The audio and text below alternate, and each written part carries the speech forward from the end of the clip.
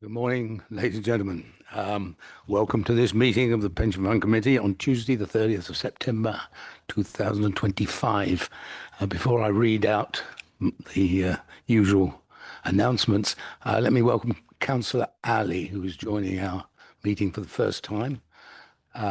He represents, I think, other public bodies or local authorities. I actually ought to know which ones you represent, but welcome and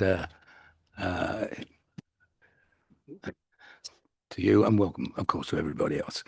The County Council allows filming and photography at its public meetings, so feel free to take pictures or share on social media during the meeting. Please, though, turn all phones to silent or vibrate whilst the meeting is taking place. There's no fire alarm test scheduled for today, so if the alarm sounds, I will adjourn the meeting and we will leave the room by the side doors and use the external fire exit to the assembly point in the car park. The public session of this meeting will be live streamed and a recording placed on the Council's website. We will adjourn after 2 hours for a short comfort break. So thank you. So I'm going to turn to item 1, which is apologies for absence and declarations of interest. Would the Democratic Services Officer report any apologies? Thank you, Chair. There are no apologies to report. Thank you. And does any member wish to declare any disclosable pecuniary interest or non-statutory disclosable interest? I hear no declaration, so we move on to item 2, which is the approval of the public minutes of the Pension Fund Committee, which took place on the 22nd of July 2025 as an accurate record. If anybody disagrees, so I'm going to take those minutes as read, and we turn to the action log, which is page 13 of the agenda. Any questions arising on the action log? Yes, Michelle.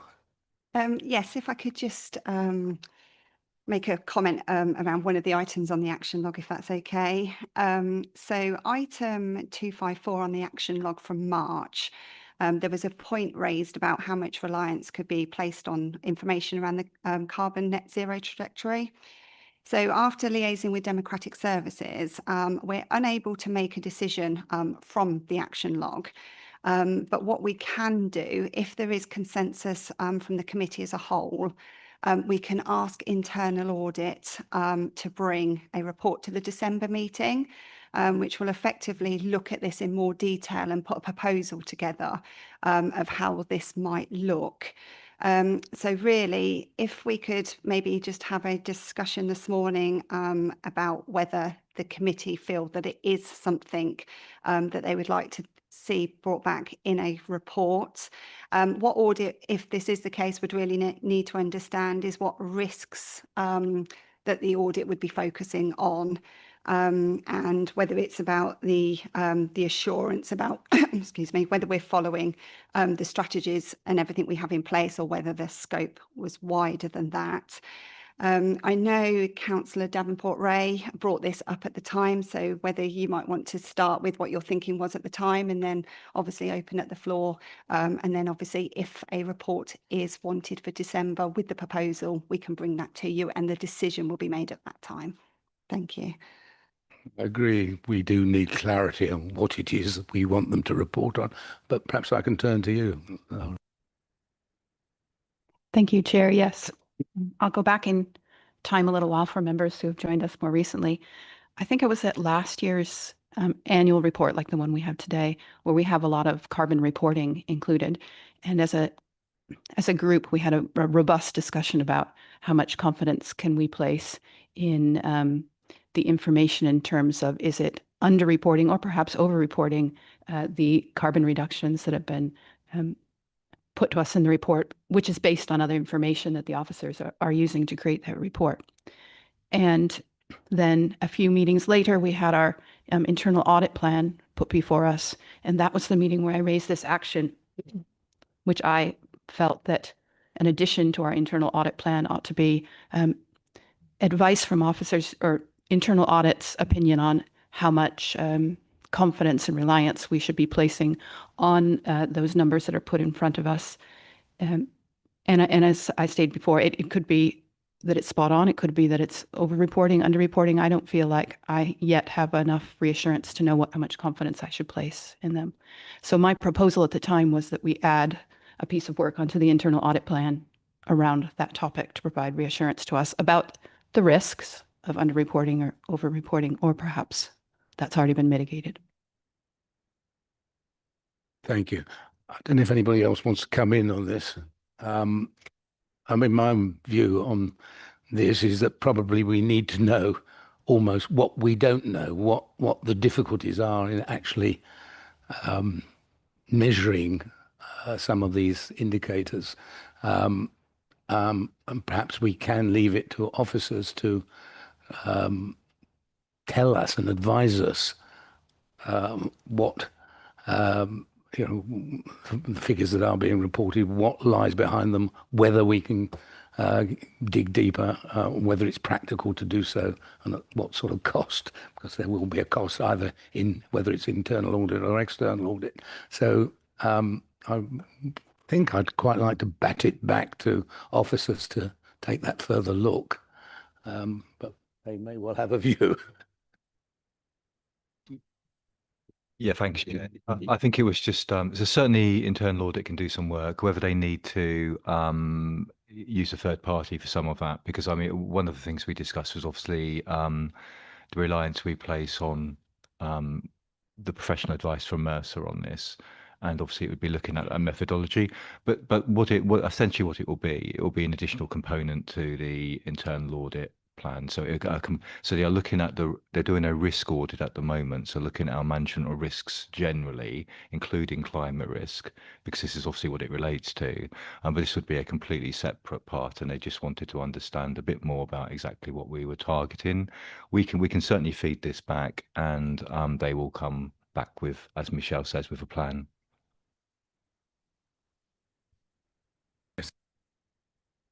So I think today what I would like to do is propose to members that we ask officers to go away and do that, rather than it being something on our action log. It'd be something that we've, if others agree with me, something that they think we should ask officers to do.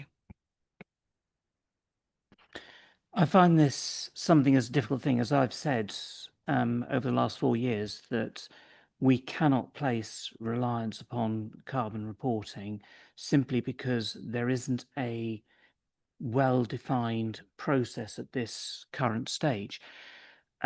Asking for resource to be dedicated to then investigating what the situation is at a time that we should be in reality leaving this to the professional advisors who should be managing this in a consistent manner. And if they are measuring it inconsistently, but in a consistent manner, then, or inaccurately in an inconsistent manner, then it is fine if we have consistency, even if it isn't accurate. Most firms are currently struggling and building their capacity to report better. So steadily, firms are producing better data, but fundamentally they are reliant upon the information which is publicly available. I'm not sure what we actually gain other than taking away resource from doing other things which may be more important. Yes, it would be great to say that we're getting down there. The reality is that we will never get to net zero. No one will ever get to true zero on carbon. It is simply not possible. And there are lots of artificial methods which are being made to do that. One of the dangers if we head down this kind of route of trying to investigate is we will be just digging. The resource it will take, the time it will take, the money it will take to do that will be of no benefit whatsoever. So I'm not really sure what we will gain by going down that route at this time. We have professional advisors. If we can't trust the data that they're bringing through, then we need to change the professional advisors.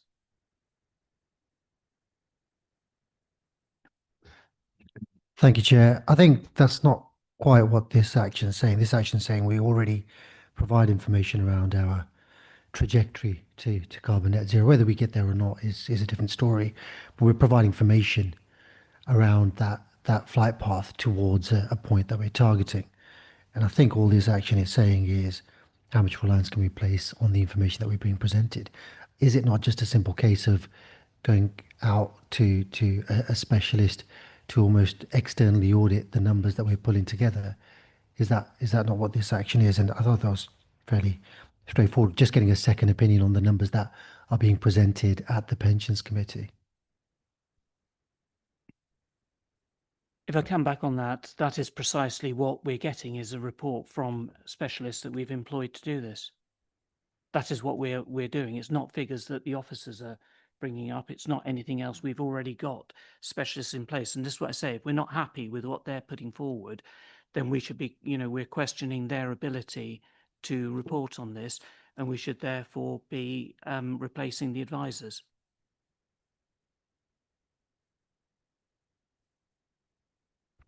Perhaps I might propose a middle ground. So for example, today we have the annual report in front of us, and it shows the carbon trajectory. It shows those as distinct facts that we've hit certain points in the carbon trajectory.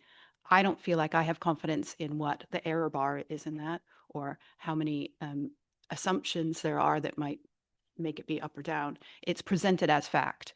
And so perhaps it's more about what we're asking our officers and our experts, the way in which we're asking them to present that information to us is something. Well, I'm going to take that, unless there's any more comments, because we can go on quite a long time on this one. I obviously hear what my vice chair says on this, but my concern is I would quite like to know myself just what the risks are in the figures that we're given and how, where the inaccuracies or the assumptions might be. And so I'd quite like to see it a little bit clearer. So I would go along with Lara's proposal. Ben, yes. So it's just to reiterate really that in the ISC we do bring the ACT report every year, or it might be 6 monthly actually, which shows that trajectory and does delve into it in a little bit more detail. The annual report is higher level figures, but happy to take things away as the committee wishes. Can we agree then that we could ask officers to just look at what the risks in those figures are, what, if you like, the sensitivities of those figures, and just draw to our attention, if you like, as I suggested before, the things that we don't know or can't know. So it is absolutely clear to us what we are reporting on, or that is being reported on. Yep. In which case, what we should be doing is asking the professionals who are producing this report to expand what is in their report to cover that. I don't think that requires separate action. I think that just requires us asking them to expand what they are actually reporting. If we're looking at the range of error that we want to report back, that is what they should be giving to us. We should be telling them we want to see more detail and take it from there. I don't think we need to take a separate action and take away resource. Thank you. I think that sums it up pretty well, if we can proceed along those lines. Thank you.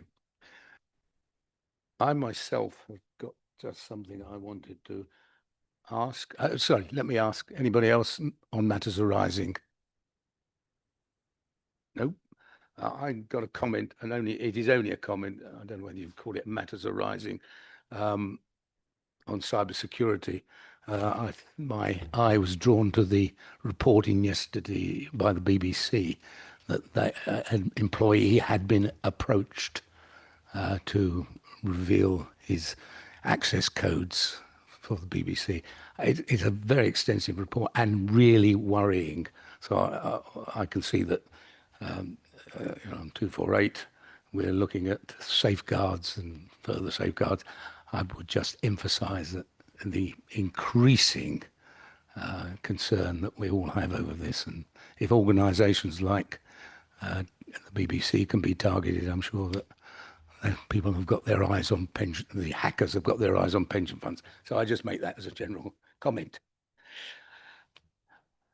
I'm going to move on. We're asked to note the minutes action log. So we move on, and now we go to item 3, which is petitions and public questions. I don't believe any have been received this month, so we move on to item 4, and I'm going to ask Michelle Oakenson, our governance and regulation manager, to present the report. Thank you. Yes, thank you. So all the detail in the report, pretty much as is. We've got separate reports on the pension dashboards, gender pensions gap, and fit for the future. So there was just a few areas I just wanted to give a bit more detail around where things have moved on since the report was published. So the first area and the largest area, just to touch on this morning, is linking into the annual benefit statements and McLeod implementation under sections 3.6 to 3.9 of the report. So the update to this section is, for the majority of members, a fully compliant annual benefit statement was issued, which included the current McLeod position. So 99.3% of our deferred statements were issued on time. And just to put this into context, that is 37,794, and 99.2% of the active statements went out on time as well. And again, 27,272. So these covered cases where the pension was protected by the underpin, either produced a zero addition, where members did not appear to have the underpin addition based on the information we held at the time, and members who absolutely were not impacted by McLeod due to the criteria and would never be in scope of McLeod. So this leaves the small number of members that did not receive a benefit statement on time. So for these members, there were additional checks that we wanted to conduct before going ahead with the statements. And these were really around the members where they had a positive provisional guarantee amount. So what we didn't want to do is obviously overstate any of those cases, and bearing in mind this is the first time that any fund has put the McLeod remedy information into an annual benefit statement. We wanted to make sure that they were correct. There were also a few other areas that we did not produce them for, and these have been more legacy, long-standing issues, pension sharing orders, certain club transfers, and any with an annual allowance implication. So just to put that into context, for deferred, 0.7% of cases, 253 statements, and 0.6 for the actives, which was 208. So these are the ones that have been delayed, but they are expected by the end of November to be sent out, as they do obviously require the manual intervention. So on the whole, a really good piece of work to get all of those statements out and compliant, with obviously just a very small percentage that didn't. So both immaterial breaches have been added to the breaches log, and confirmation of that breach will appear in the administration report at the next meeting, which will cover that period. And also linked to McLeod, you may recall in July we brought a determination and rectification plan to you. Just really assurance that this is on track. We've near completed paying all pensioners that were entitled to the final guarantee addition. The next small category to rectify is the survivors' benefits, but we are currently awaiting LGA to provide some letter templates for these members. These templates will also cover the death grant cases as well. And this is really down to the sensitivities and the complexities with these areas. We're also continuing with the exercise to gather previous information, and we've gone out to other funds and other public sector service schemes to make sure we get that information for verification purposes, and we're obviously in the process of that, which will be quite a long process to make sure we get all that information in. So the second area I just wanted to update you on was consultation updates. So the response to the access and fairness consultation currently being reviewed by government, and a response is expected later this year. However, it might be worth noting that with a newly appointed local government minister, there could be delays. As you'll see from Appendix B, very, very lengthy consultation, this one that we did put a full response into. The main clarification I think we are waiting from the response is we understand that obviously any areas where discrimination has been identified should be rectified as soon as practically possible. But obviously from an administration point of view, we need to make sure that from the that some of the other areas have more of a relaxed timeline so that we can make sure that the priorities on resource are in the right areas. And there is also a second consultation due. Initially, we were told the end of September, but this hasn't come through at the moment. So again, possibly a bit delayed on that. But we do believe that this consultation will be covering new fair deal and the increase to normal minimum pension age. Just a comment really around the section in the report around the pension ombudsman death grant decisions. So there are some determinations that were not our cases, but I thought it might be mentioning about the strong processes that we have in place. And we've had these in place for some time. We do operate a system where all of our forms ask relevant questions, and that is a decision sheet that must be signed off by either the operations manager or head of pensions, depending on the value. When we require legal advice, we will take legal advice, and then we will increasingly build up a knowledge bank of that advice that we receive, obviously, for new cases coming forward. And I think it's probably fair to say over the last little while, certainly the last 12 months or so, we have been seeing some quite complex cases in the types of decisions that we've been made around these. And we're confident that we've got a process in place to make sure that we take all the relevant information into account. Just really the usual reminder on skills and knowledge. Obviously, Appendix 1 holds the training opportunities. If anybody wants to go on any of those, please let myself or Madalena know. And also just a reminder that the Lola modules will be coming round for some members of the committee that have been on for a bit longer, and hopefully you might have received some automated reminders for those.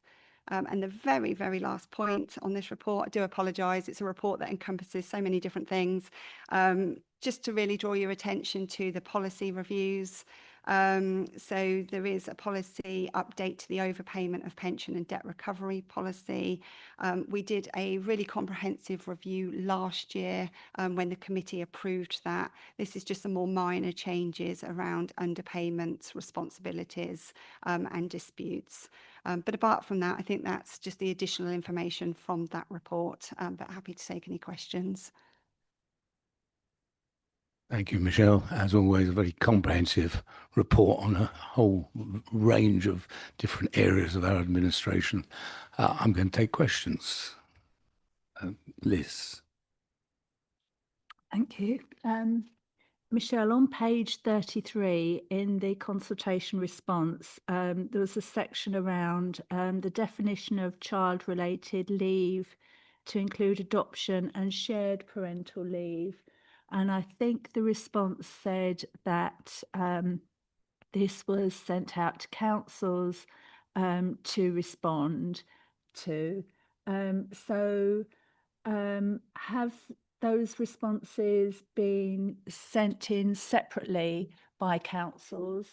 Wondered what their what their response to that was. Do we know what their response was, and has that kind of been filtered in through this main response?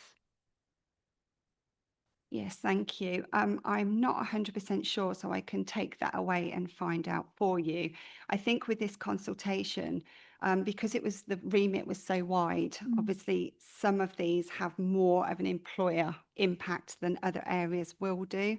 My understanding is it would have been a separate ask of the employers to feed into that consultation. So we effectively the consultation link, when it was open, we did distribute that to all of our employers and said, please focus on the areas that there'd be an implication for yourselves. So we effectively trust that they've all, if they wanted to, directly responded to the consultation as well.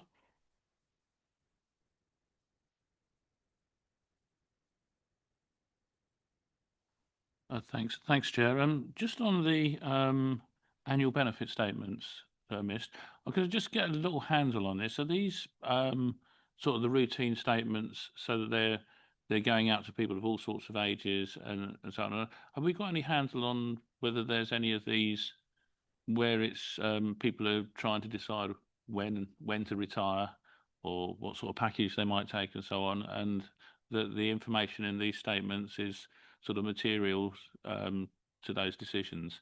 And has it generated any complaints from members, or is it largely that people are thinking, well, I'll get one of these statements every year, and you know, I'm not got one this year yet that's accurate, but you know, I can wait till next year and so on, or is it really sort of impacting on any of our members? Yes, thank you. So this is our yearly statutory exercise that we undertake for all active and all deferred members of the fund. The statutory deadline 31st of August. So obviously we have extended just that very small percentage to a 3-month window to get the rest of those out, and a communication follows to make sure that people know that that is effectively when they will hear from us. At the moment, well, I guess I should say, in terms of people wanting to claim their benefits, obviously these are a illustration only, and it's very clear that they are for illustration purposes. Anybody coming up to retirement, we've got different processes in place for those. So for active members, obviously they or their employer would need to let us know, because we wouldn't necessarily know when they were retiring. But for our deferred members, 3 months in advance of their normal retirement age, we will write out to them basically to say, you know, did you want to claim your pension, and get the ball rolling that way. And it's really at the point when people are saying they're actually going, we will obviously finalise the benefits and make sure they have all the information they need, and obviously all their conversion options and anything else they need to take into consideration as well, like their AVCs and things like that as well.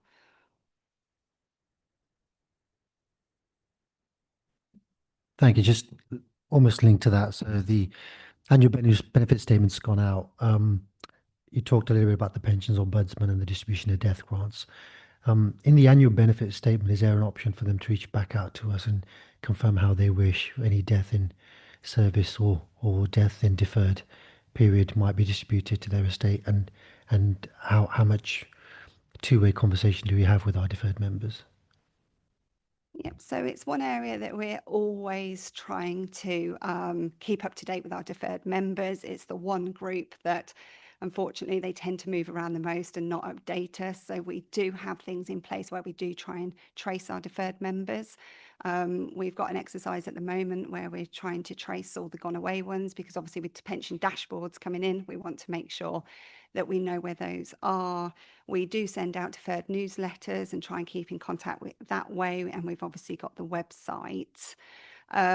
So yeah, we do try as much as we can, obviously, to keep in contact with them. I would say in terms of the death grants, and obviously we've got a nomination system in place at the moment. Member self-service is the way that we usually try and promote that. So we went to electronic communications, or probably quite some time ago now, 5 or 6 years ago. So unless somebody opts out, we do try and send everything through electronic communications. So for anyone that we've got email addresses for, actually what we do is just email the member and say, please log on to member self-service. Here's where your statement is. But actually you can do a whole host of other things as well. Update your address, update your nomination, and all that type of thing as well. And for those people that we don't reach that way, we're always putting things in the newsletters. Please update your address. Please update your nomination if it's appropriate, and that type of thing. So it is the hardest group, but we do try and counteract it with as much as we can do.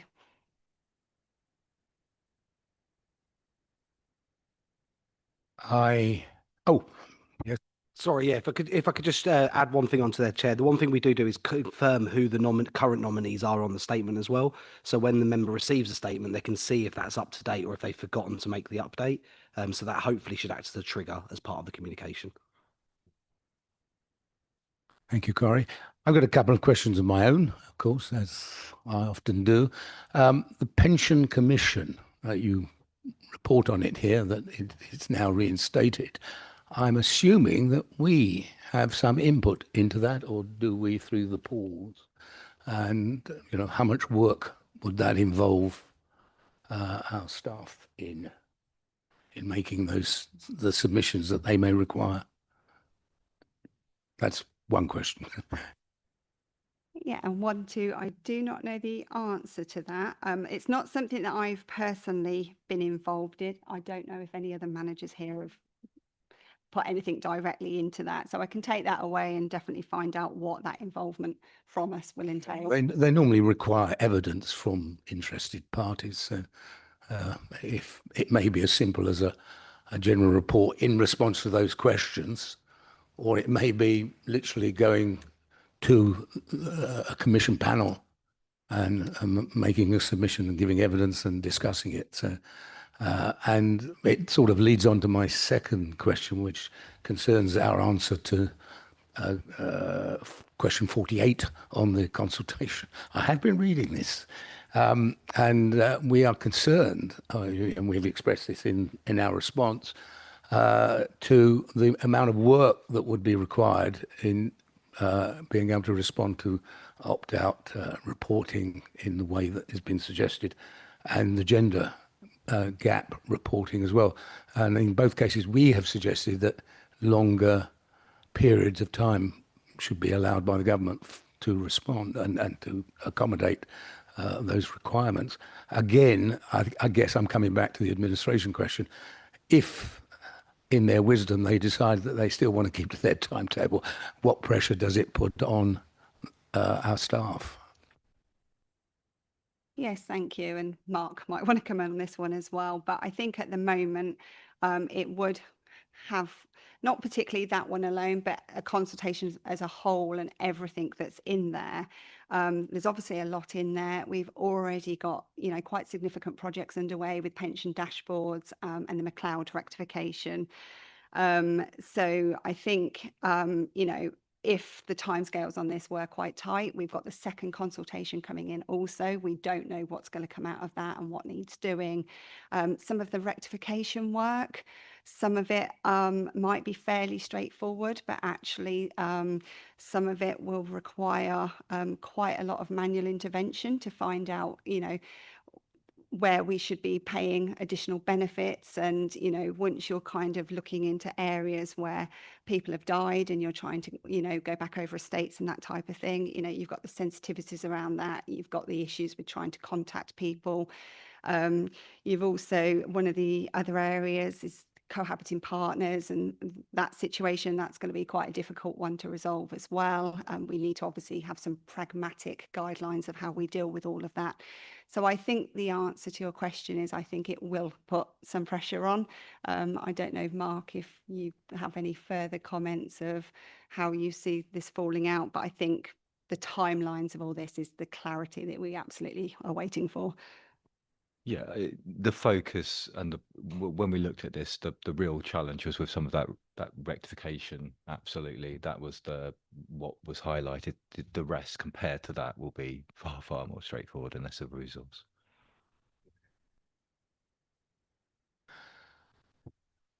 Unless there are any more questions, and I don't see any hands, can we're being asked to note this report, and I take it that it is duly noted. So thank you very much. Thank you, Michelle, for your report.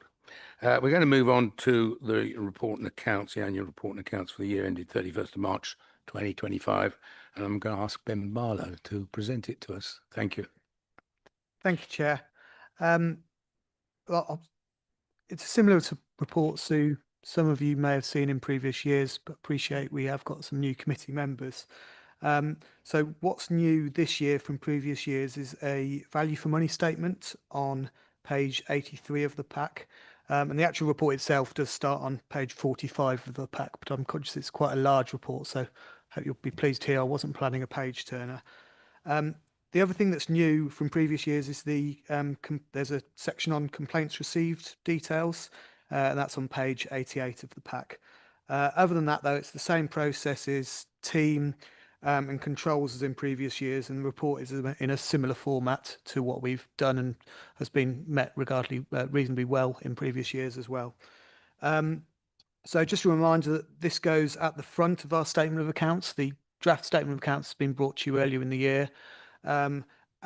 It's the annual report is actually the responsibility of the pension committee, and the statement of accounts is the responsibility of the audit committee. As said, it's quite clearly quite a big document. The team has sort of been through it with a fine tooth comb for spelling mistakes, cross-checking, consistency checks with the SIP for guidance. But if you do notice there's any spelling mistakes or typos, we're quite happy to take them by email outside of this meeting, so we don't get bogged down too much. Other than that, really just to remind, the recommendation is to approve the annual report for publication, with the statutory date being the 1st of December. But happy to take any questions or comment, and I've got Mio on hand to help me if there's any complex question, who's been responsible for putting a lot of this document together. Thank you very much, Ben. I'm just going to I'll remind you of one, not typo, but amendment that needs to be made in the chairman's report, which is obviously that the funding level is not as reported 170, but it is in fact 148 or 149, whatever it is. And it may be necessary to update the comment on access as events move on towards the date to which the report is published. You're going to come back to me on that, and I'm going to take questions from everybody. Yeah, thank you, Chair. So the valuation figure, is at the end of March, but we will update it with the latest valuation data, so it is as reliable. And same with the pooling context. Obviously, we get into that paper later, but it is moving at quite a pace, so it won't be a material change that would stop the recommendation taking place for publication, but we will make sure it's as up to date as possible when we get there. Excellent, thank you. Question. I might guess what it's about. Oh, it might be something different, Chair. Ben, I wanted to ask you about page 4. It's 48 in our pack. So you have the overall summary of the finances there. The oversight and governance costs. So the actual is 500,000 more than are anticipated. I can think in my mind of several big projects which I know have popped up that might have been spent on, but could you tell us maybe some of the highlights of what that was spent on and why that's so much larger than we expected?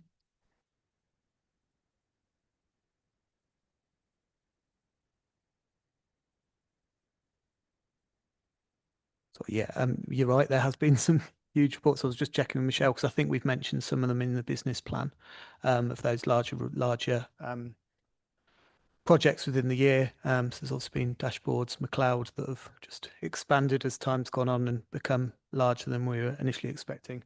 There's also been a lot of work around pooling as well. And there's also been quite a lot of transition work within the year that we've done. So I don't think there's any one that's responsible for that 500K.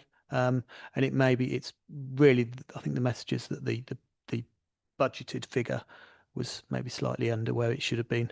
The actuals, we're quite happy that it's a true reflection.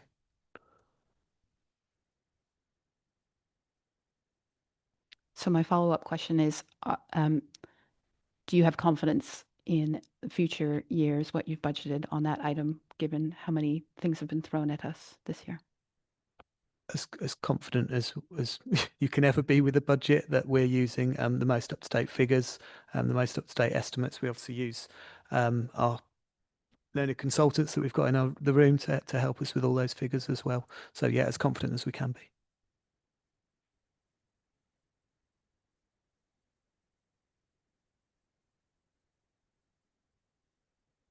Ali.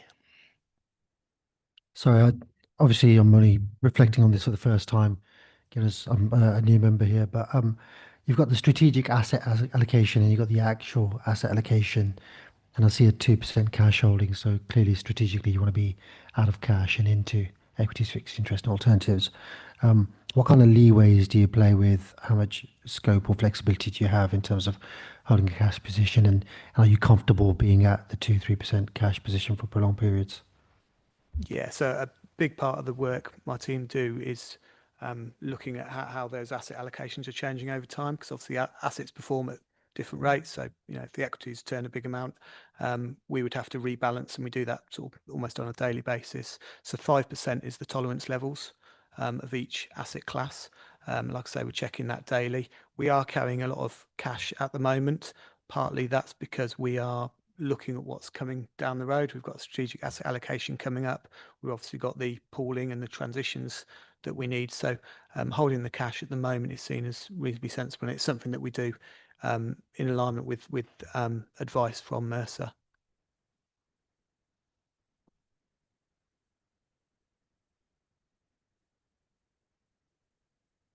Yes, yeah, please. I'll ask the question that you probably expected me to ask. I'm not sure who I'm directing the question at, but so the carbon reporting figures that are in the annual report, how much confidence should we place in the accuracy of those, or how much leeway should we have in our mind when we're looking at that reporting? Yeah, so these are figures that are supplied to us by Mercer, but we see more of the detail in our ACT report. So that's our analysis for climate transition report, which goes to the investment subcommittee yearly. Within that ACT report, it gives you details of which asset classes we're actually reflecting and how much confidence we can have in that. So, for instance, in the last year, we've added in some detail on bonds. Previously, we only had the listed assets in there, so like the equities. So over time, I think we can see there's a higher proportion of our asset allocation is being reported at carbon, but for the moment, there's large bits that there is quite a lot of estimation in there. So I think it's a case of, as time goes on, we'll have a more reflective picture of what the true carbon is. But yeah, I think it's fair to say there is areas that are missing. There is a lot of estimation in there, and it's heavy on some of the asset classes where the data simply exists over ones where the data doesn't exist.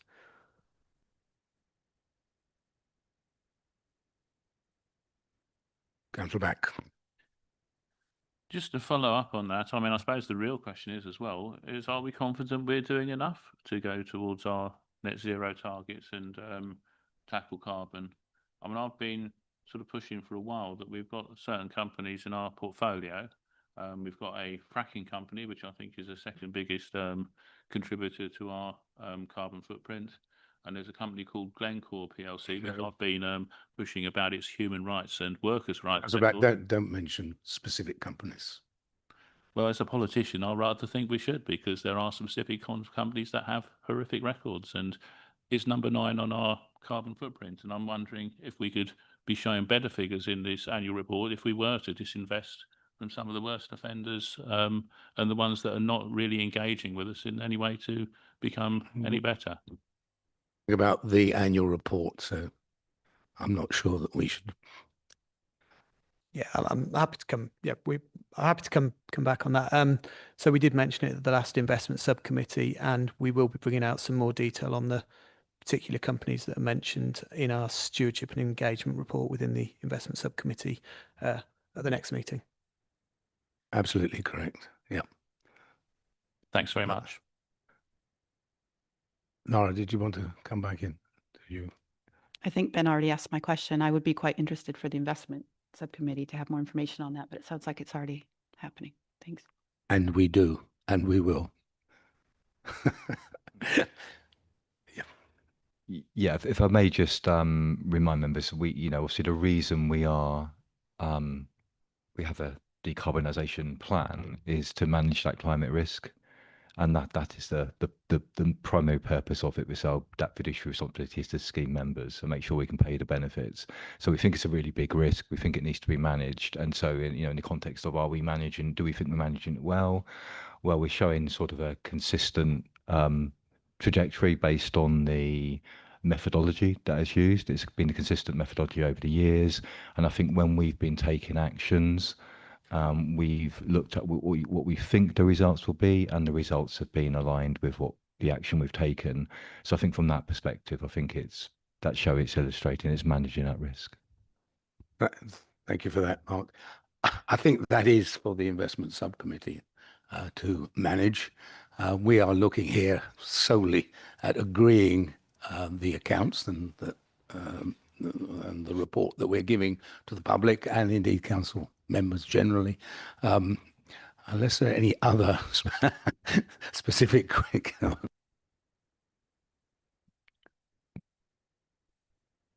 Last December, we had a public question to our committee about the amount that our fund has invested in investments that support Israel's conduct in Gaza. And so we published a public response to that, and that public response included an estimate of that level of investment. Is that something that we include in our annual report? And if not, is that a decision we've made not to report on it? Because the public question that's now in the answers in the public domain would be a year old, the information. So I wouldn't. Okay. Well, again, this is a question that's been dealt with in the investment subcommittee. There is a public response. There have been further questions raised. I mean, this is not about this report. I've got to tell you, we shouldn't be discussing it here. But it has become a national issue, and legal advice is being taken as to how we should respond. So I really don't think that that's for a discussion at this meeting today. So am I correct that that statistic is not included anywhere in our annual report? Because I wasn't able to find it. I don't see why it would be. We maintain an ethical and moral policy. That is, we have set out our ESG principles. They're very clear for everybody to see. And the investment subcommittee will review that and make sure that our investments are aligned with that. So I cannot see that we can report every detail of every investment that we have, and that would be part of that. The public response is available for anybody who does want to see it, and there will be further statements in due course. Sorry. Yeah, just saying there's nothing in there. So we follow quite strictly the guidance that we get from SIPFA on what should be included in the annual report, and there's certainly no specification of that particular item that needs to be in there. So the fact that it's not in there is really a reflection that we've just followed the guidance. I think we have to accept that that is the way it has to be done until there's another ruling. But I think that Ben is absolutely right. We are reporting that which SIPFA, which is the accounting body that deals with public accounts, has specified, and we are reporting against that. Anybody wants further information, they're entitled to come back, and that's a different forum. Councillor Ali. Thank you, Chair. And yeah, Councillor Davenport-Ray, it was discussed at the investment subcommittee. I don't think it's crystal clear right now where we stand on that, and certain members of the investment subcommittee are continuing to chase that. I don't think it's fair that we can say our ethical investment policy is robust and strong. I think there's definitely holes that we could potentially fill if we were to revisit it. I think that's a matter of opinion.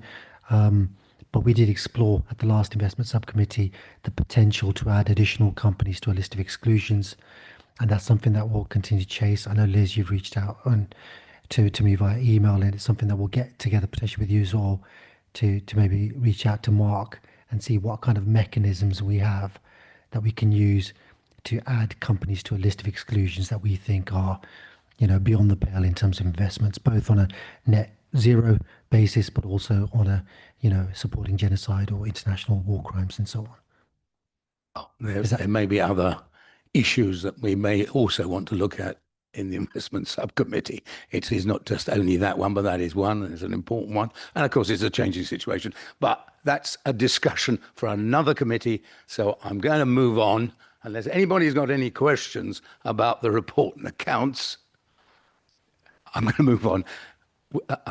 Councillor Halley.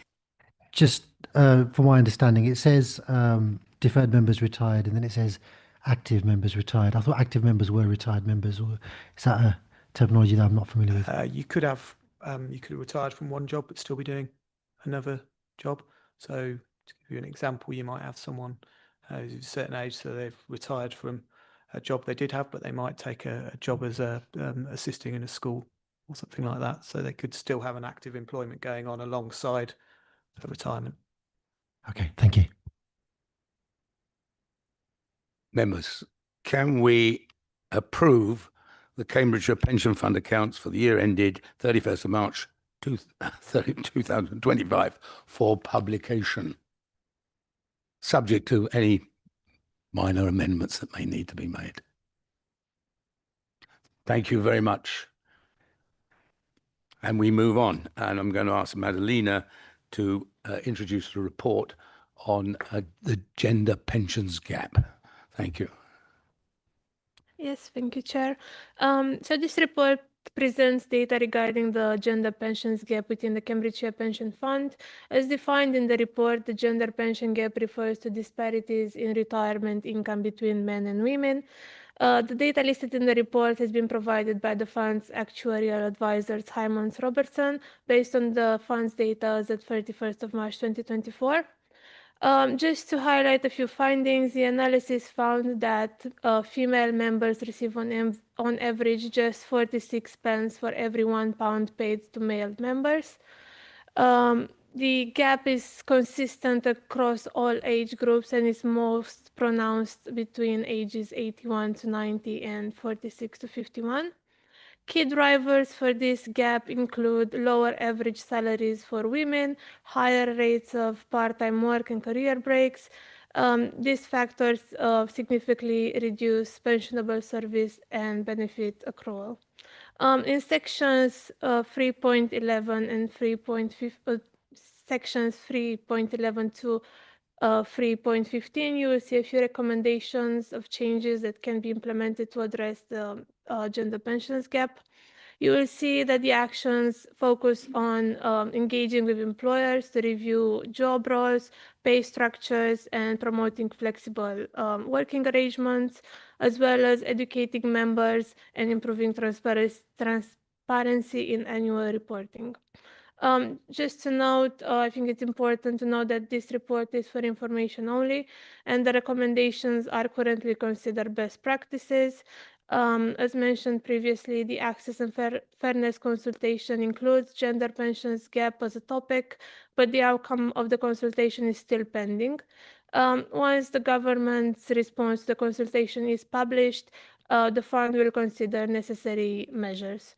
I think this is everything I wanted to cover. I'm happy to take any questions. Thank you very much, and thank you for the report. I do have a question, but I'm going to open it up to the members first. Well, my question simply is this, that on 314 we set out a number of things that we could adopt and the measures we could adopt to address the gap.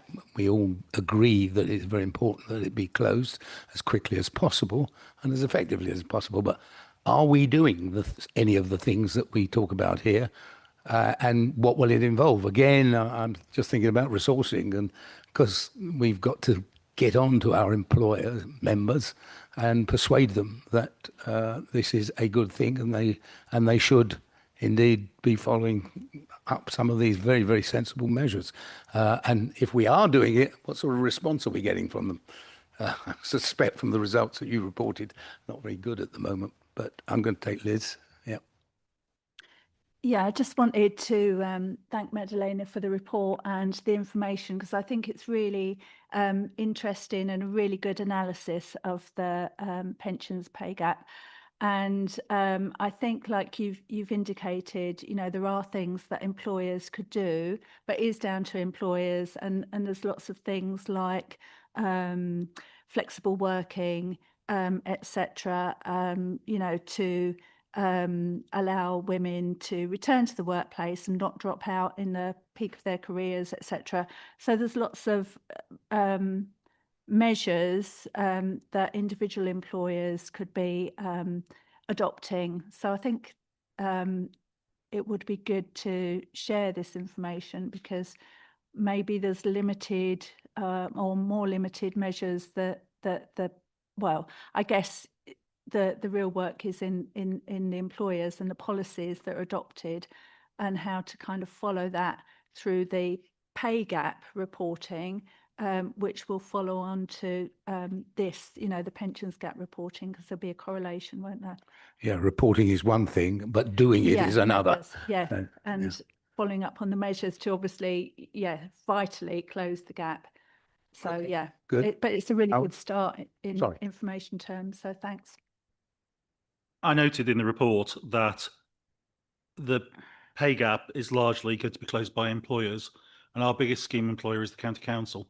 And I was wondering how the county council's gender pay gap correlates with the report and how that's moving.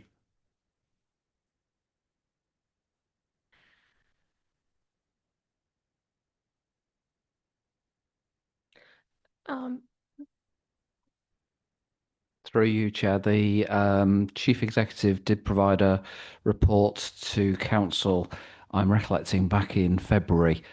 So I'd refer members to that paper, and the Chief Exec will bring a further update in February of 2026. In principle, we want to close the gap as far as possible. I mean, absolutely, and that is the direction of travel within that paper.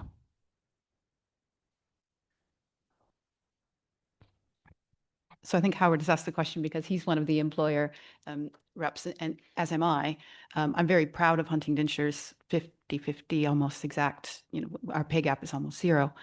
But that makes reports like this frustrating for us as a committee, because really it is the work that the employers have to be doing. And we're playing a delayed game here, because if the biggest pension gap was people who are age 86 to 90, the time period when they would have been in the workforce, the gender pay gap was quite large, and that's not something we can go back in time and do about that. So I'm wondering if officers might send this report to all of the employers' HR departments and suggest that that's raised the next time their gender pay gap information is reviewed. Through you, Chair, I wonder whether this is incredibly good information, but to what extent can it actually be broken down into smaller parts? We talked about the different employers. Is it possible to actually look at the impact, at this at an employer level, so that information can be provided to individual employers, so we could try and encourage them to incorporate it in their own gender pay gap reporting, which would be a far, far better situation. It would then be hopefully starting to really expose some of this, because as we say, we can't, without subject to completely changing the rules of the scheme, we can't actually do anything here. It is down to encouraging the employers. Okay, Corey. Yeah, thank you, Chair. Just to come in on a couple of the engagement things and communications, actually, it's something I have been thinking about recently, actually, having read this report on things we can do, particularly around the educated members. And one thing that we did last year, or 2 years ago now, was introduce a new way of talking about pensions of our members, putting their lifestyles in the centre of that conversation. So one thing I was thinking about was a dedicated webinar or video along the impact of the career breaks, what they can do in terms of buying back extra pension, the ABCs, things like that, that we can package together under a gender pension gap scenario as such, so that can be put out for people. I haven't got as far as thinking about how we tackle that with employers themselves, but hearing some of the ideas that you were talking about there are definitely some things we could do from an engagement point of view in terms of doing a webinar like that for our employers as well, so they know the facilities available for their members. I don't know what individual reporting is available on employer level on the gap, but if that is available, that is something we could look to take forward as part of our engagement as well. Oh, sorry. I think that that's a logical extension of this paper. In fact, it's almost surprising that we are being asked to note it without actually doing some sort of follow-up or recommendations, but I'm sure that that's what's in your mind. You have to bring this information to our attention, and then we could say, can we follow this up? But sorry, Madeline, you. Yes, thank you, Chair. Just to mention, just answering your first question, we are not, this report is for information only. We are not actively doing any of the recommendations, but based on your feedback and working with employers team, we will look into research more into this and come back with a possibly an action plan at future meetings, if that's what the committee is looking into. Thank you. Would be yeah, go ahead. Yeah. I'm cautious of a lot of officer time being spent on this when we're not the ones who are able to make a big change on it. So I think it's more just about sharing the information to the right people. And even if it's not breaking it down into the granularity of each employer, we have some types of employers. And maybe there's a way we could break it down that way and then send it to them saying they're the ones that we need to take action. Yeah, I take that point. I think Corey's point about a webinar would also be useful. Those who are willing to will be able to tap in. They'll be able to get this sort of information in its generality and then think about their own policies. So I think that that's one way of doing it. But there may be many other ways, and I think Madeline has suggested that she will come back with an action plan. And I'd quite like that if that were to be possible.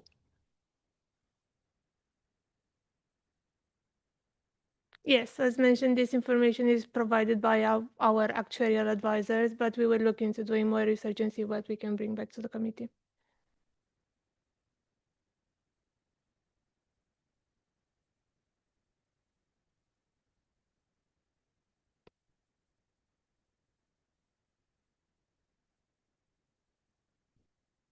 I think we can move on this.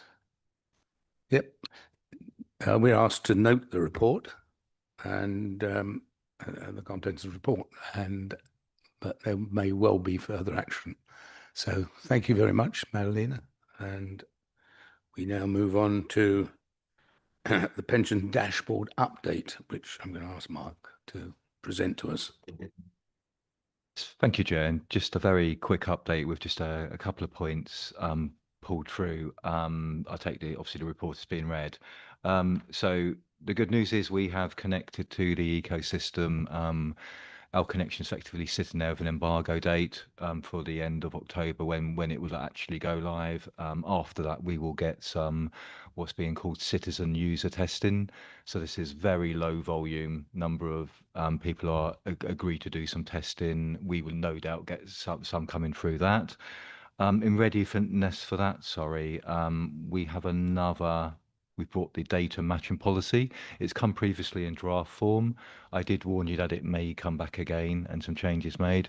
There was actually some more guidance coming centrally from PASA, which made some more recommendations around that matching policy. So we've made a couple of changes.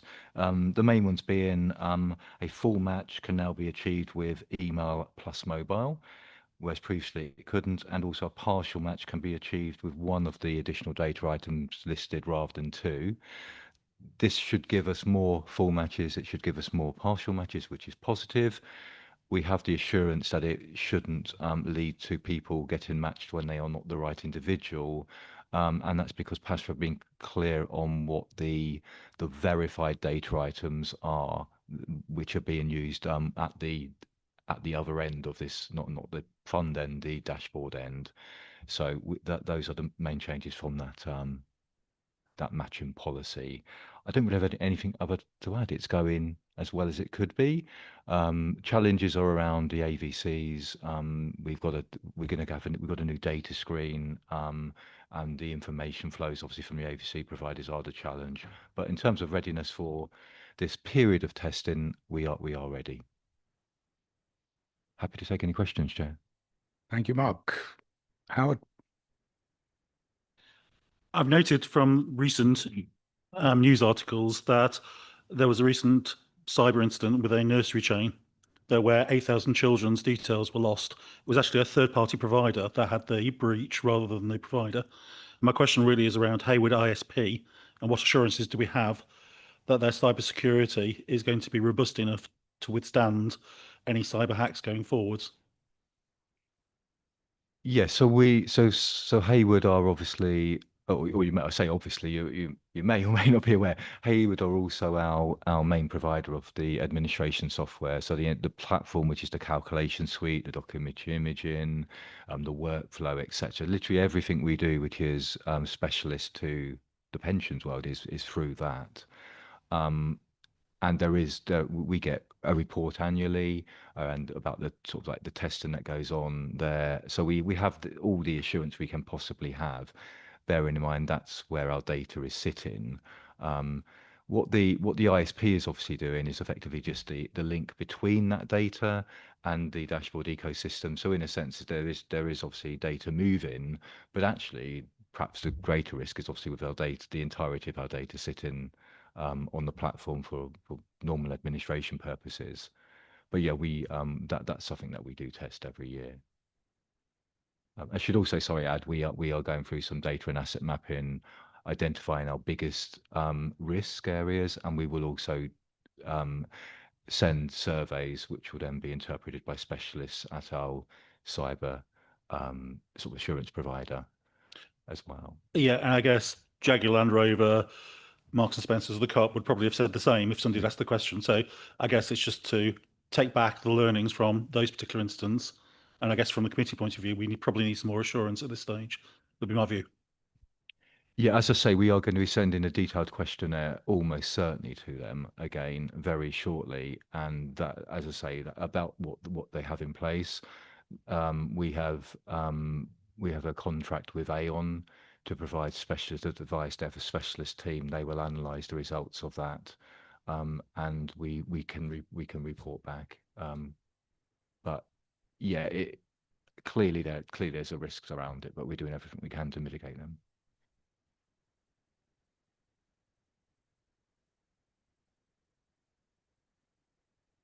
No further questions? None from me. So I think we can again note the contents of the report and approve the data matching policy at Appendix 1. All in favour? Thank you very much. And I'm going to ask Mark again to introduce the administration's performance report, but I'm going to remind you that there are 3 exempt appendices. It's 2, which refers to late payments by employers, and then parts of the risk register at Appendix 9 and 10. So if you've got any questions on those, can we leave them to the exempt section? Will anybody have any questions on those appendices? You can indicate it now, and then we'll make sure that we pick it up in the exempt section of our meeting. Councillor Ali. I should just point out, I struggled to find the exempt parts of the agenda. Maybe they were sent out in a separate email, but I was unable to.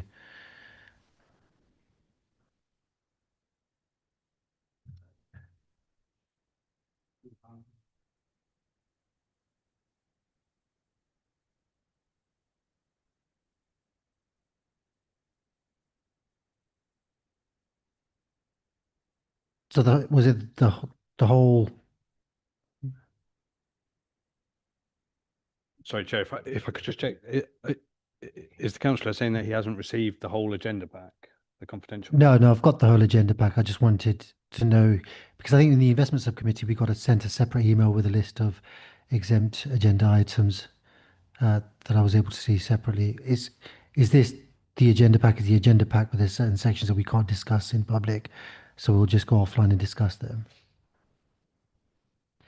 It's Appendix 2, Appendix 9, and Appendix 10 in the documentation. So it's Appendix 2, Appendix 9, and Appendix 10, which are confidential. So if there's anything on those, then we will need to take it into the exempt session. Okay, thanks.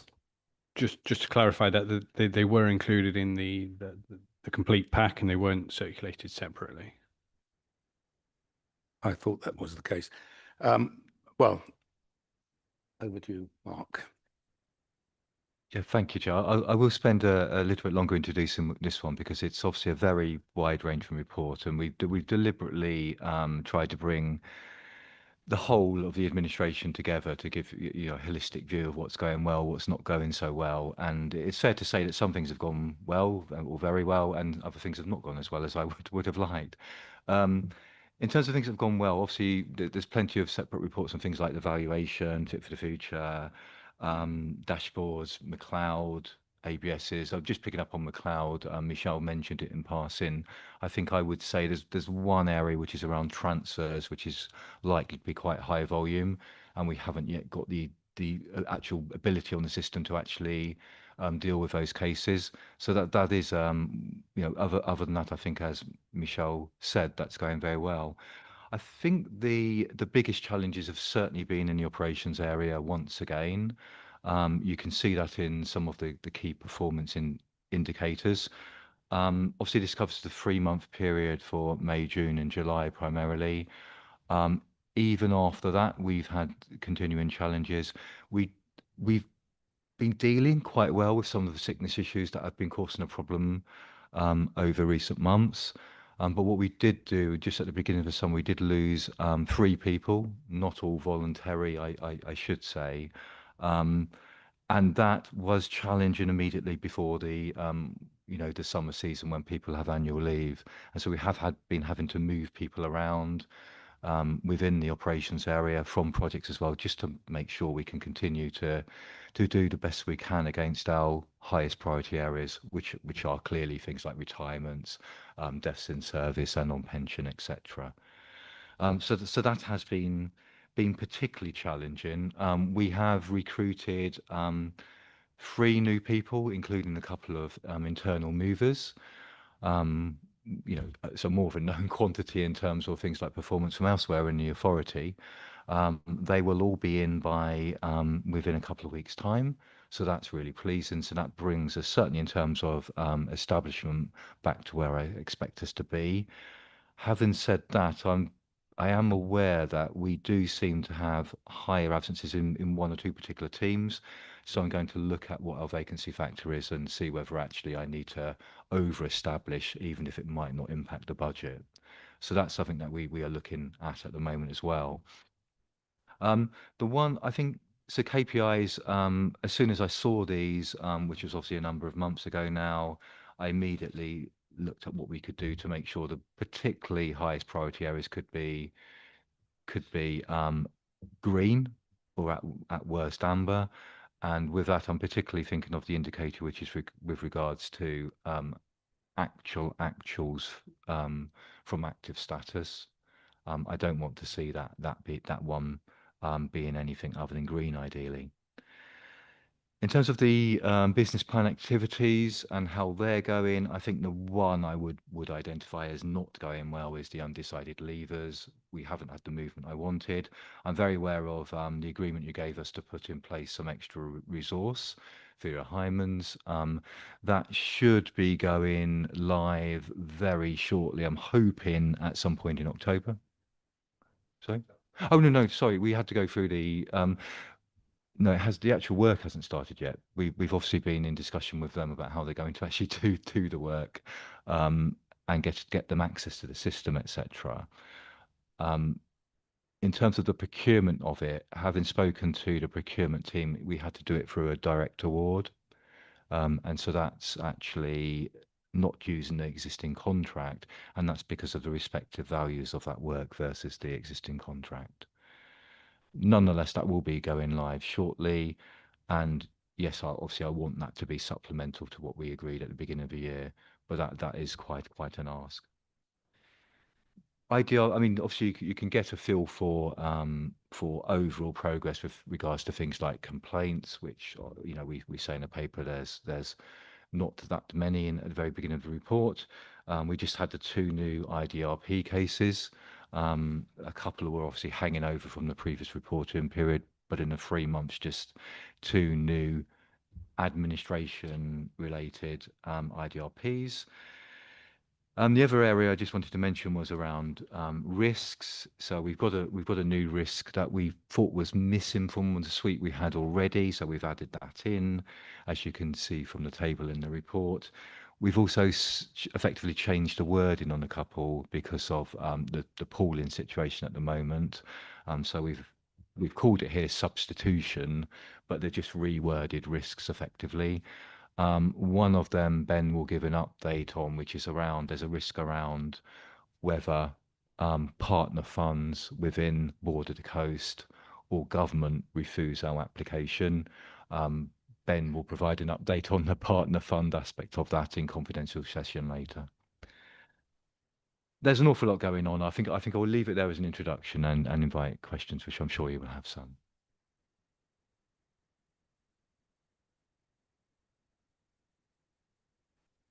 Just a quick one on page 149 on the risk monitoring table, 9A. The risk is failure to provide relevant information to the pension committee board to enable informed decision making, but it doesn't seem to be matched by the mitigation, which is one-to-one training provided to members where appropriate. Yeah, sorry, that's the extra mitigation added. So there's a whole suite of mitigations, and that what this table brings out is just if we've made any changes to those mitigations. Okay. So if you look in the, I believe the full mitigations are listed in the full risk register. Sorry, it's a very long report, I'm just scrolling down.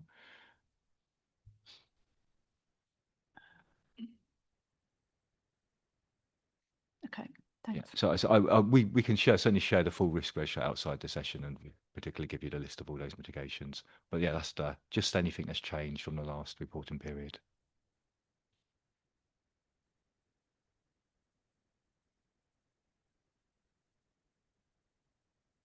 Thank you, Chair. You mentioned some of the performance indicators that are red and things you've been doing to work towards that. So the information we have in front of us is from July. Are you feeling more confident about them now? We're in late September. Have those mitigations you put in place, are they working? I think we're going to be rocky for the next quarter, if I'm being honest. What we are, so it's very difficult if people have pre-planned annual leave and then you lose 3 people from a particular area. And then you've just got to try to move things around to try to cope with it. So I think it will be a challenging quarter, the next quarter, but certainly from, if you like, from October, November, December reporting onwards, I would hope to see a significant upturn. We have, having said that, I haven't seen complaints coming in about us not delivering. So certainly I haven't, in terms of anything that's been reached ahead of pensions level, that just hasn't been there. And I know the team's been doing an absolute best to make sure that we get as best as possible the high priority work out the door, as well as continuing statutory projects. That's the difficulty at the moment. We haven't been able to pull resource from projects where they have to be completed by a statutory deadline to support the business as usual areas. If I just make a general comment, which I have made before about the KPIs, so long as you report and know where the deficiencies are, I think that's much more important than the actual KPI, because some of these numbers are very small and it only just takes one omission or failure and the KPI is not achieved. So I think we have to look at this very, very carefully. The most important thing is what you have to do, where a deficiency is, or what work needs to be done in order to meet all the requirements, and whether it's customer journey or our own internal administration. So I think that's important that you are reporting that to us. I'm rather less myself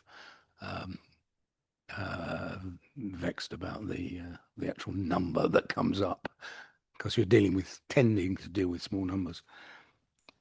I've got a question myself on now I've lost the wretched thing. It's the budget. Sorry, can I just find it? And it's just to point out something to you, which may well come up in our next discussion on access. I'll ask the question. I haven't got the report in front of me.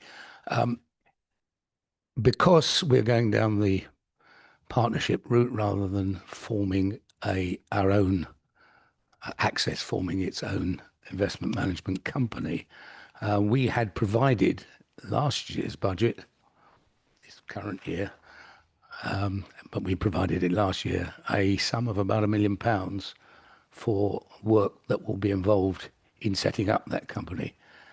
That budget is no longer required. There will be other costs, and we may well talk about that, but I just wonder whether the budget figure that we have, that you're presenting to us now, which, as I say, got on my screen at the moment, actually includes or has been adjusted for that reduction in cost? Or are we still on target for whatever the figure was, 1.4 million? So in terms of the so what we are not going to have is the build expenditure, as you rightly say. What we may or may not have is increased transition costs. Oh, yes. But that's not budgeted in the same way. Mio, I'm not sure if you. I generally can't recall whether we've removed it because this was obviously prepared many months back. Do you recall, Mio?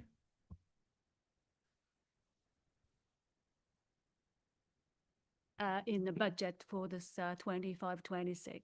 So that's reductions as well as possible for this forming that is, the company also either not included is in that's the actual the budget in the 25-26. So sorry, Mio, are you saying that there is no inclusion of the build costs? No. Okay. We excluded specifically because we were not sure at that time. So when we are forming the budget. There was never it was never included, or it is still included in the figures. I think Mio saying it was never included because there's uncertainty Okay. about. So I We're not that's where saving we any are. money. There we go.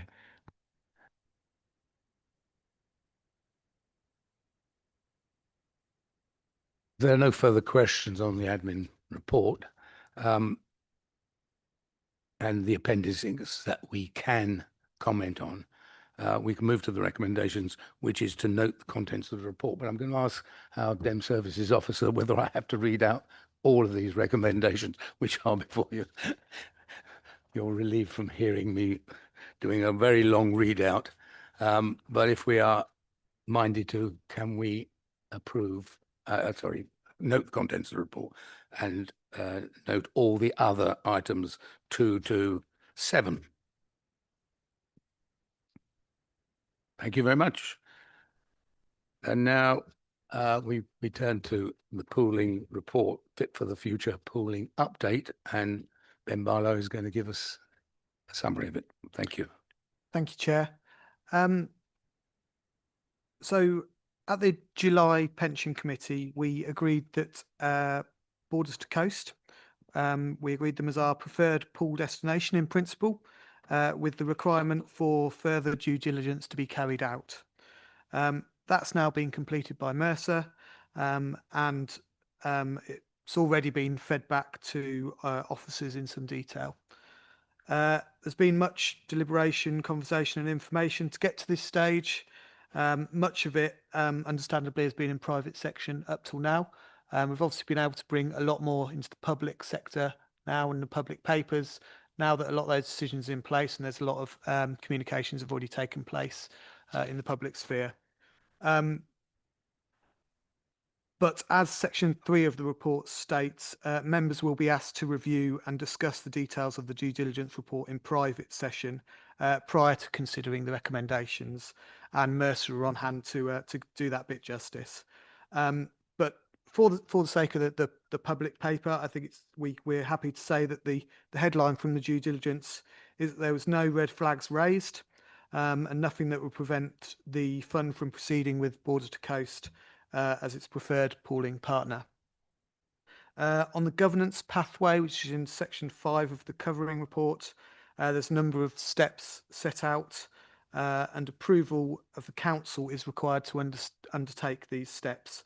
So this paper therefore contains a recommendation that the Pension Committee recommends to council that it approves Borders to Coast as the fund's preferred pooling partner and authorise the necessary steps to be undertaken for the administering authority to become a shareholder of Borders to Coast. This recommendation to council from the committee will provide assurance that appropriate oversight has been provided in the identification of the fund's preferred pooling partner.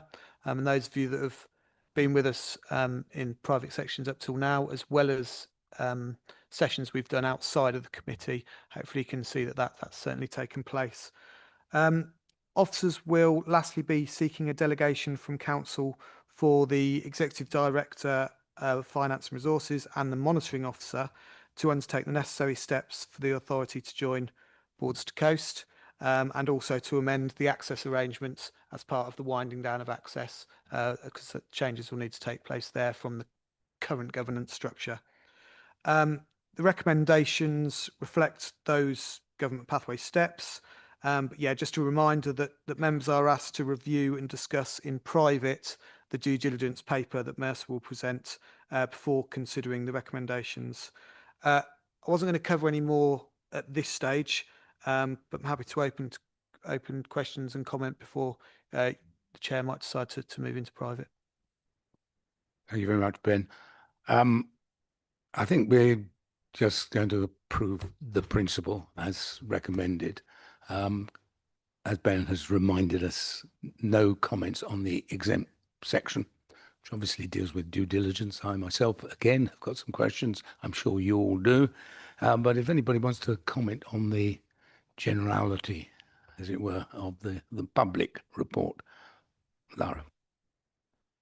I just wanted to put on record my thanks to Ben and all the officers who have worked on this report and were able to put so much into the public domain element, especially section 1 that outlines the timeline of what we've been through. And I know that that's feedback on comments from the committee earlier. So thank you very much for doing that.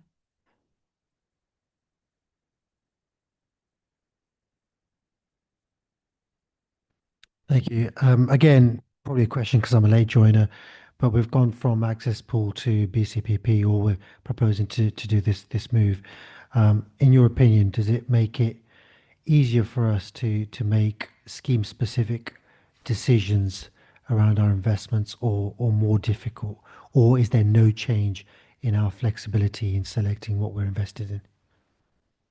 I wouldn't say the pool makes it more difficult. I think the consultation changes the ball game a little bit in where the investment advice comes from.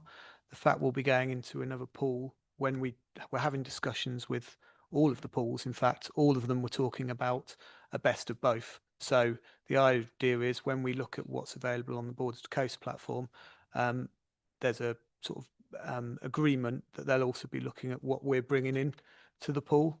So I think there's much discussion to be had yet on the transitions. We're only coming to the end of the governance pathway, but I don't think there's any reason why we don't have the same direction. We'll still have our investment consultant for a couple of years. The transition will still take a bit of time to actually be done. So no, I don't see anything in the immediate term stopping us doing what we're doing. And no, it's a simple answer, I suppose.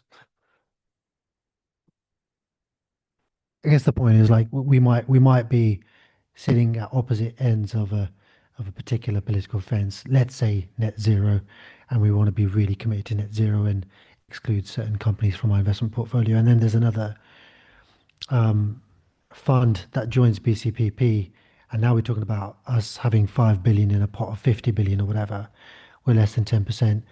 Can we still make decisions around what we choose to invest in that only impact our pension fund, or do we have to get all funds on board for the overall big BCPP fund to make a decision to exclude certain assets? Sorry, yeah, I understand. So we'd still have control over our strategic asset allocation.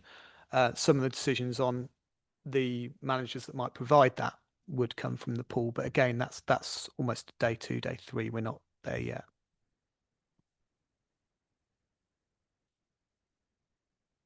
Yeah, thanks, Chair. And yes, I'd like to thank the officers for getting all this into the public domain. It's useful.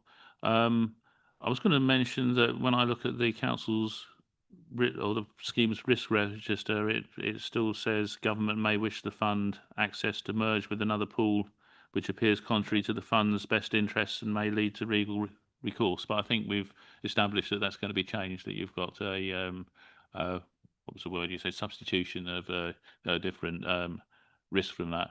But my thought is that from what I had seen of the access pool, I was surprised at the air of unreality about it. And I'm not altogether surprised that we've come to this stage. I'm looking at the map we're looking at of where things are going, and I would not be at all surprised if things change again, and that you know, there are various, you know, you look at the map and you think, well, that's a strange map, I wouldn't have started from here. And yeah, but I think that's a risk. But still, we're on our way.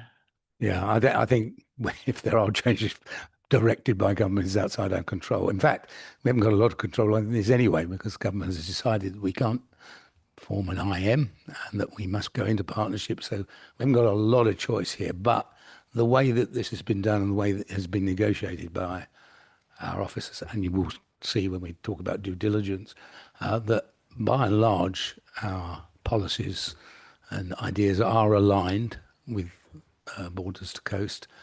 There are obviously economies of scale to be gained. There are advantages.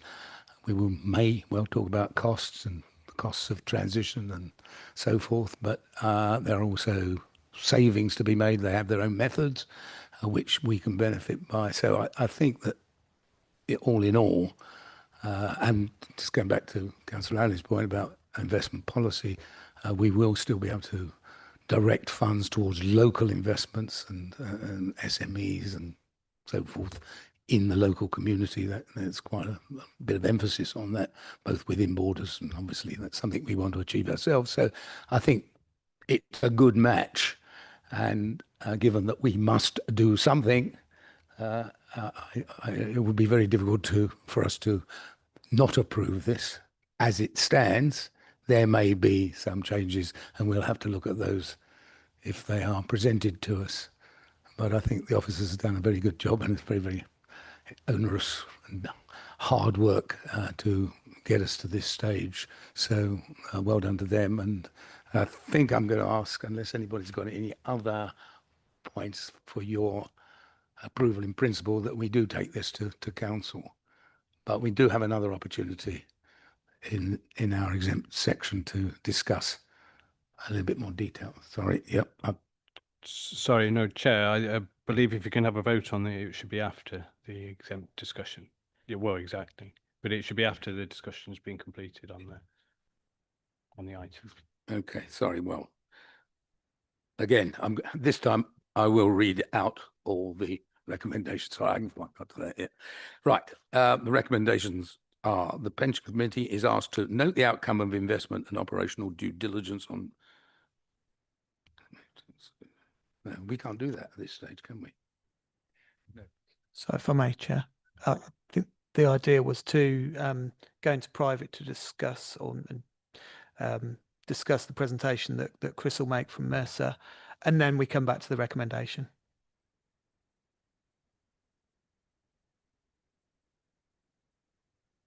Note the report and the presentation.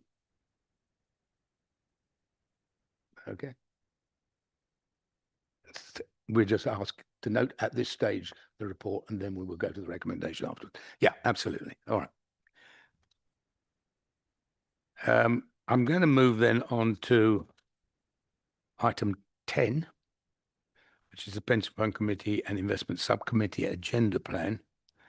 And I don't know which page that is, 231. And ask you if anybody has any comments on that.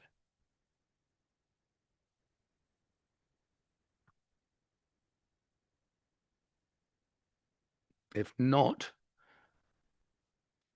I'm going to take that as read, and I'm going to ask that we have a break now before we go back into continuation of the due diligence and discussion on pooling and other items on the exempt agenda. So could I suggest that we do the exclusion of press and public item, because then we could turn it all off rather than coming back to do that. Do you want to exclude?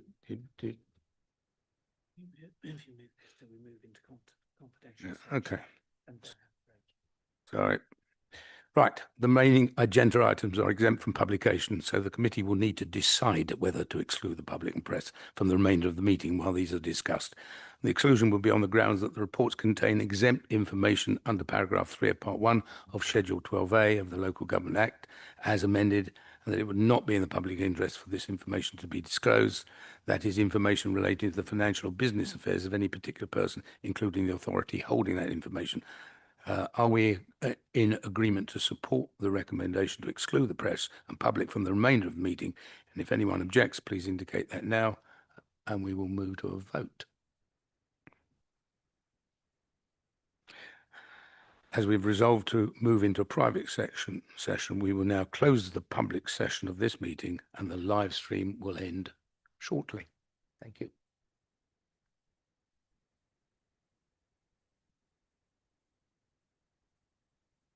So we're having a break now, are we, Chair?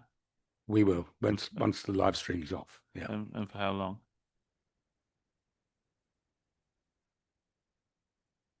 What time would you like us back?